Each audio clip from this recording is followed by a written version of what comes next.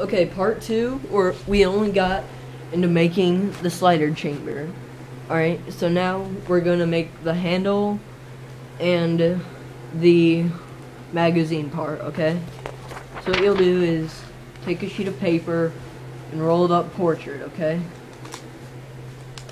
Okay, no, you can roll it up landscape, actually. Alright, I think we're gonna make the magazine first.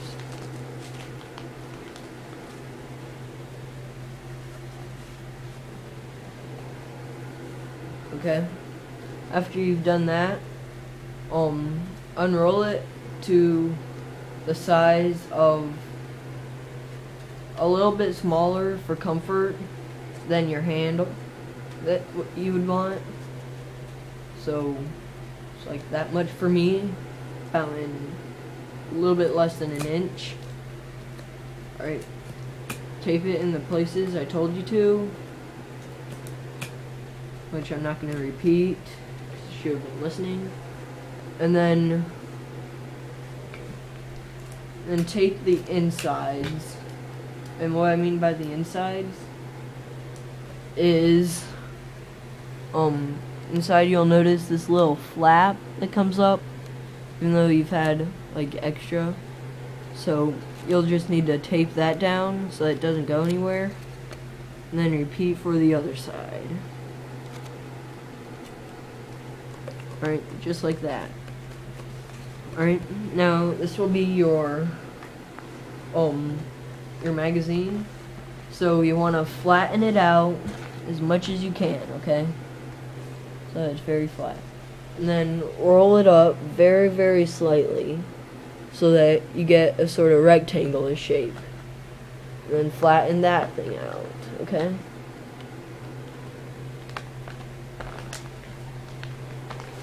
Right, and just keep flattening in those two places, and you'll soon have a mag. Alright?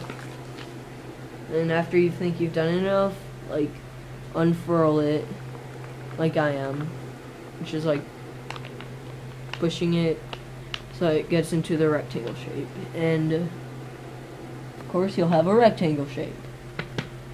Right, this will be your magazine. Decide how long you want it to be, and measure about from your hand. Measure measure 1.5 extra hands, okay? So I'm just cutting it off there for me. You'll have this little thingy. Right, you can save that if you want. And then you should have about 8 inches of mag, okay? And then tape the inside down, where I showed you about 2 minutes ago, I guess. And then you have your mag, right? Nice, slim thing. Oh crap, sorry. That was my cheapy little camera base I made. So, what you'll do is take that little part you just cut off and cut off about the size, cut off about that much, which is about the same as this width, okay? Cut off about that much.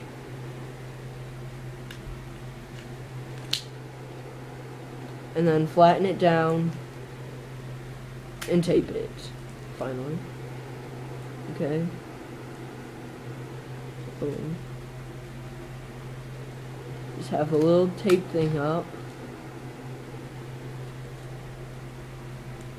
Alright? And it should come out a little like this, alright? You don't want to make it too heavy or too light, but you'll definitely want it on, okay? Then if it's too long, cut off a little thingy, remeasure, and then cut off another little thingy until it's the right shape and size you want, okay? Then the next part will involve some packing tape which is what they use for like air support, FedEx. Mine is brown and not see-through, but if you want, you could use see-through. It'll take about a 1.5 inch piece, and you'll cut it down the length. Okay. Then can just like stick this on a table or something. I just did. And then tape it down. If you have a really thin part, then just tape it down like that. You see? I also use brown tape to make it more clear to you which part is normal tape and which is packing tape. And you'll do that same thing for all the sides, okay?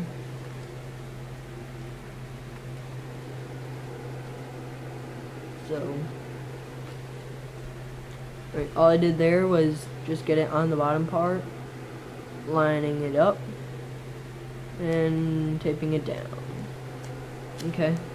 And with your remaining tape, cut it as close as you can to the middle, and then tape it long ways, about on one, like on part of one side, so it's like that. You know, that's the part I just taped, and take the other part and tape the other side.